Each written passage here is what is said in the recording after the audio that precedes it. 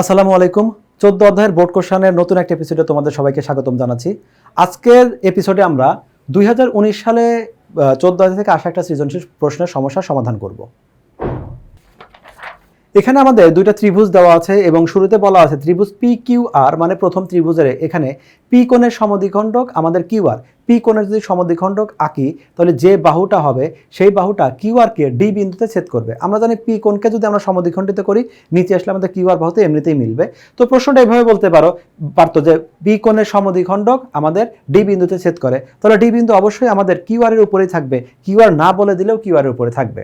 এর সাথে আর একটা কথা বলা আছে যে এখানে পি কিউ আর এবং এম এন ও এই যে দুইটা আমাদের ত্রিভুজ আছে এই দুইটা ত্রিভুজ আবার এখানে আসলে সদৃশ কোণী ত্রিভুজ এই দুইটা দেওয়া আছে। ক নম্বর প্রশ্ন যেটা আছে একটি নির্দিষ্ট সরলরেখাকে 2:3 অনুপাতে বিভক্ত করতে হবে।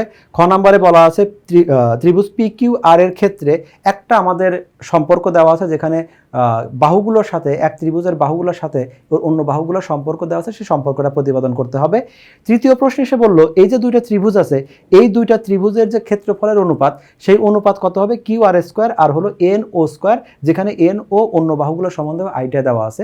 তো সেই সমস্যাগুলো সমাধান করব। শুরুতে আমরা করব ক নাম্বার একটা নির্দিষ্ট সরলরেখাকে 2:3 অনুপাতে বিভক্ত করা। তো এই বিভক্ত করার নিয়মটা আমরা বেশ কয়েকবার দেখিয়েছি, আর একবার দেখি আমরা। তো প্রথমে যেটা হলো যে আমাদের বাহুকে এখানে উল্লেখ করে যদি দেয় একটি নির্দিষ্ট সরলরেখা, তার মানে এই সরলরেখাটা কত বড় সেটা বলা নাই, তাহলে এখানে আমি যে কোনো একটা মাপ নিতে পারি, কিন্তু সাধারণত বলে দেয় 10 সেন্টিমিটার 12 সেন্টিমিটার। যদি সেটা বলে দেয় যতটুকু বলে দিবে আমরা ঠিক ততটুকু নিব। তো শুরুতে আমরা কি করব, একটা সরলরেখা নিচ্ছি। আমরা ধরলাম যে আমাদের এটা একটা সরলরেখা, এইটুকু সরলরেখা আমি রেড কালার দিয়ে যতটুকু মার্ক করছি ধরলাম এইটুকু সরলরেখা।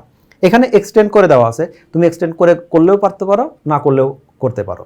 তারপরে এইখানে আমাদের একটা অ্যাঙ্গেল নিতে হবে। এই অ্যাঙ্গেলটা কত বড় নিব এটা কোনো নির্ধারিত মাপ নাই, তুমি যে কোনো একটা অ্যাঙ্গেল নিলেই হবে, বাট চেষ্টা করবে এটা 30 ডিগ্রির আশেপাশে নিতে যেন দেখতে একটু সুন্দর লাগে।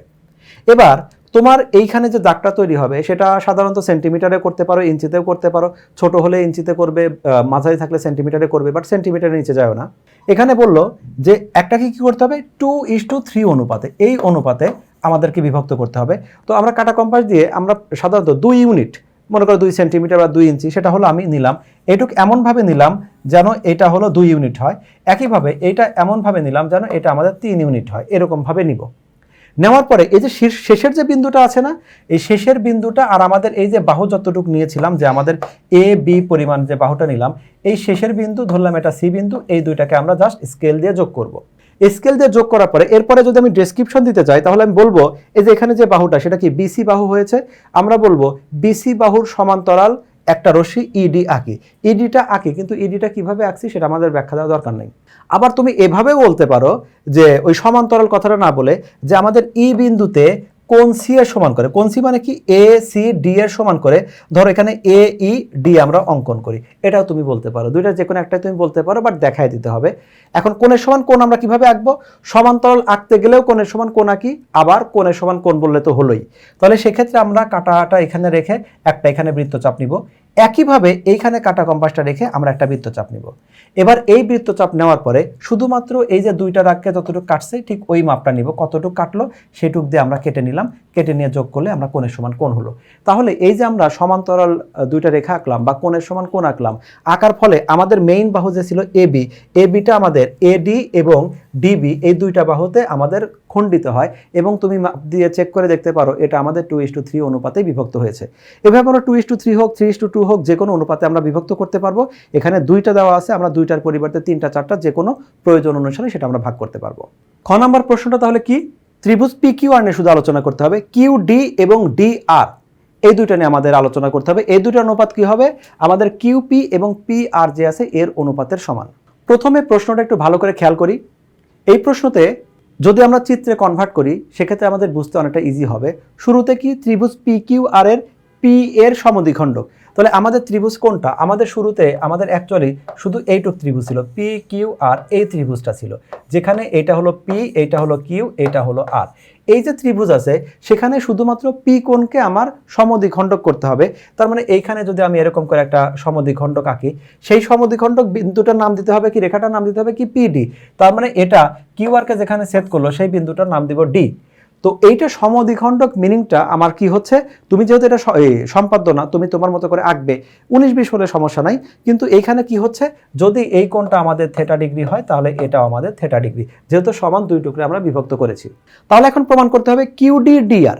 কিউডি ডিআর মানে কি, আমরা এই কিউডি ডিআরকে যদি নর্মাল ভাষায় প্রকাশ করি তাহলে কি বলবো, যে কোনো একটা কোণ বিভক্ত করার পরে আমাদের বিপরীত বাহুকে যে দুইটা টুকরায় ভাগ করলো, অর্থাৎ কোণ সমদ্বিখণ্ডক বিপরীত বাহুকে যে দুইটা টুকরায় ভাগ করলো, একটা আমাদের কিউডি, একটা হলো ডিআর, এই একটা বাহু, এই একটা বাহু, এই দুইটা বাহুর অনুপাত কি হবে, এই দুইটা বাহুর অনুপাত বলছে আমাদের কিউ আর এবং পি আর এর সমান হবে। কিউ আর পি আর এভাবে বলা, অর্থাৎ যে কোণকে আমরা ভাগ করছি ওই কোণের দুই পাশে যে দুইটা বাহু আছে, যে কোণকে সমদ্বিখণ্ডিত করলাম ওর দুই পাশে যে দুইটা বাহু আছে ওই দুইটা বাহুর অনুপাতে বিভক্ত করবে, সেই বিভক্ত বিন্দুটা আমরা নিয়ে নিলাম। তাহলে এখন আমরা এটা বলতে পারি যে ডিপি রেখাংশের সমান্তরাল, যেখানে এই অংশটা প্রমাণ করতে হবে।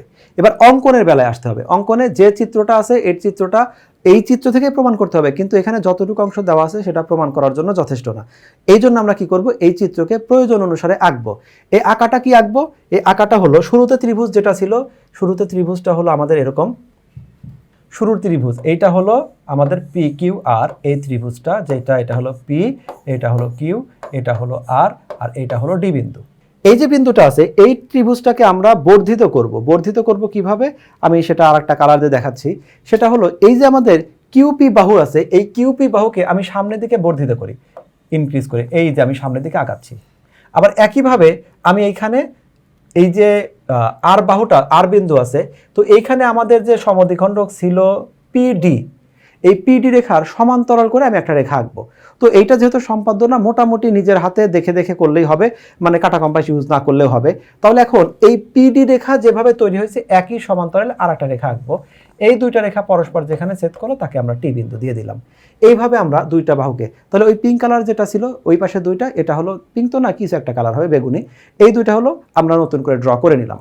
এখন এখানে কিছু কিছু আমরা প্রমাণ করতে পারি। প্রথম প্রমাণ দেখো, আমরা কিন্তু শুরুতে বলেছি যে আমাদের এটা সমানভাবে ভাগ করা হয়েছে কোনটা, পি কোণ যেটা আছে, অর্থাৎ এইটা যদি আমাদের থেটা কোণ হয় তাহলে এটাও আমাদের থেটা কোণ। এবার আমার যতটুক প্রয়োজন আমি সেটুক শুধু আঁকি। আমরা একটা জিনিস খেয়াল করি, দেখো এইটা একটা বাহু আছে যেটা আমাদের এইখানে আছে হলো ডি বিন্দু, তো এইখানে আছে হলো আর বিন্দু, তো এইখানে আমাদের দুইটা বাহু আছে, এই দুইটা বাহু আবার সমান্তরাল, আমার যদিও সমান্তরাল হয় একটু কম হয়েছে। তো এই সমান্তরাল বাহুকে, এইটা কি, এইটা হলো আমাদের পি বিন্দু আর এইটা হলো আমাদের টি বিন্দু। এই যে রেখাটা আছে, এই রেখাটাতে কি আছে, এই যে আমাদের আছে ডট ডট দিলাম, এই রেখাটা অর্থাৎ পি আর রেখা, এটা ছেদক। দুইটা সমান্তরাল রেখাকে যদি কোনো রেখা ছেদ করে তাহলে আমরা কি বলতে পারি, একান্তর কোণ দুইটা পরস্পর সমান। এখানে একান্তর কোণ কোনটা, এইটা একটা একান্তর কোণ, এইটা একটা একান্তর কোণ, তাহলে এই কোণ দুইটা পরস্পর সমান, অর্থাৎ আমাদের এই কোণটা এবং এই কোণটা, এই দুইটা কোণ পরস্পর সমান। পরস্পর তো সমান, কিন্তু এইখানে যে কোণটা আছে সেটা আমরা প্রশ্নের শুরুতেই বললাম এটা থেটা কোণ। তুমি থেটা কোণ না বলে তুমি সরাসরি তো নামটাই উল্লেখ করবে, পি আর টি সমান আমাদের পি আর টি, যে কোনো বাহুগুলো আছে সেগুলো সম্পূর্ণ বলবে। আমি জাস্ট বোঝার জন্য থেটা কোণ দেখাচ্ছি। তাহলে এই দুইটা কোণ পরস্পর সমান কেন, কারণ একান্তর কোণ। পরস্পর যদি সমান হয় কিন্তু এই কোণের নাম আমরা আগে থেকে থেটা দিয়ে রেখেছি, তাহলে এই কোণটা আমাদের থেটা ডিগ্রি হবে। পরবর্তীতে এই ছবিটাই আবার একটু অন্যভাবে চিন্তা করি।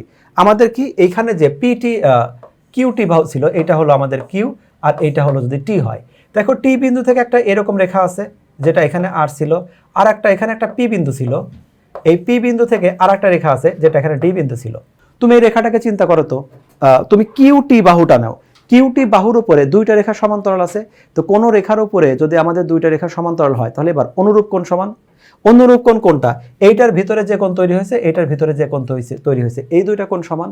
অর্থাৎ আমাদের এই যে ডাবল দাগ দিলাম, এই ডাবল দাগ দেওয়া কোণ আর এই কোণ, এই দুইটা কোণ পরস্পর সমান। এই দুইটা কোণ তো পরস্পর সমান, কিন্তু এই কোণটাকে আমরা প্রশ্নের শুরুতেই থেটা দিয়ে রাখছি, তো এইটা যদি থেটা হয় তাহলে আমাদের এটাও আমাদের থেটা, এইটা যদি থেটা হয় তাহলে এখন আমাদের কিন্তু দেখো এই যে এই পাশের যে ত্রিভুজটা আছে, এই ত্রিভুজের দুইটা কোণ আমাদের থেটা। আপাতত তোমরা তাহলে এই পাশের যে বেগুনি কালারের ত্রিভুজটা আছে শুধু এই ত্রিভুজটা খেয়াল করে দেখো, এই ত্রিভুজে আমরা কি প্রমাণ করলাম এতক্ষণে, যে এই কোণটাও যদি থেটা হয় এই কোণটাও থেটা। সমদ্বিবাহু ত্রিভুজের শর্তটা দেখো, আমরা বলেছিলাম সমদ্বিবাহু ত্রিভুজে ভূমি সংলগ্ন কোণ দুইটা পরস্পর সমান হয়। এই কথাটাকে যদি উল্টা করে বলি যে ভূমি সংলগ্ন কোণ দুইটা যদি সমান হয় তাহলে ত্রিভুজটা একটা সমদ্বিবাহু ত্রিভুজ। সেই শর্ত থেকে আমরা বলতে পারি এই যে এখানে আমাদের যে বাহুটা ছিল পি আর এখানে যে বাহুটা আমাদের পিটি ছিল, এই দুইটা বাহু পরস্পর সমান। এইটা আমরা এতক্ষণে প্রমাণ করলাম। তাহলে ইনফরমেশনগুলো থেকে আপাতত এই পর্যন্ত আমরা সিদ্ধান্তে উপনীত হলাম যে পি আর বাহু এবং পিটি বাহু, এই দুইটা বাহু আমাদের পরস্পর সমান।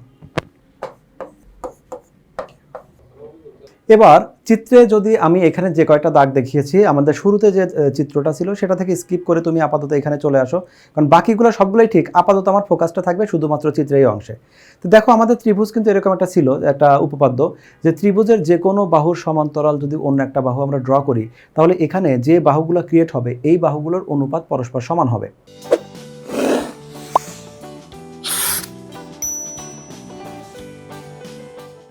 তাহলে এখানে আমাদের এই যে আমরা ধরলাম এই পিটির সাথে সমান্তরাল করলাম হলো আমাদের এই যে বাহুটা পিডিটা আমি ড্র করেছি এবং এটাকেই সমান্তরাল। এবং আমরা কিন্তু এই ম্যাথে অঙ্কনের সময় বলেছি যে পিডি সমান্তরাল আমাদের আর টি এটা ড্র করতে হবে। তাহলে এখন এই জায়গায় এই যে বাহুটা আছে এই বাহুটা কয় ভাগে বিভক্ত হলো, একটা হলো আমাদের কিউপি ভাগে আর একটা হলো আমাদের পিটি ভাগে, এই দুই ভাগে ভাগ হলো।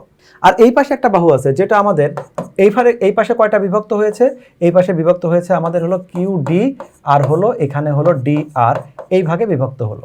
তো এই জায়গায় আমি একটা মানকে চেঞ্জ করতে পারি, সেটা হলো যে আমরা এই জায়গায় যেটা ছিল এই যে এখানে আমি ডট দিয়ে দেখাই, এই ডট দেওয়া যে বাহুটা আছে আমাদের কিন্তু এরকম প্রমাণ করেছিলাম যে এই বাহু এবং এই বাহু এই দুইটা বাহু পরস্পর সমান। কিন্তু পিটি বাহু এটা এমন একটা বাহু যেটা হলো আমাদের মেইন ত্রিভুজের বাইরে। এই ত্রিভুজটার অংশ পিটি অংশ আসলে আমি ড্র করেছিলাম, এটা অ্যাকচুয়াল ত্রিভুজে ছিল না। তাহলে আমি এই ম্যাথটাতে আমি এখানে কিউপি বা পি কিউ সেটাকে ঠিকই রাখলাম, পিটিকে আমি এটা পি আর এ কনভার্ট করতে পারি। আর এখানে থাকলো কি কিউ ডি, যেটা আমাদের কিউ ডি থাক, আর ডি আর সেটা আমাদের ডি আর এ থাক, এরকম একটা করতে পারি।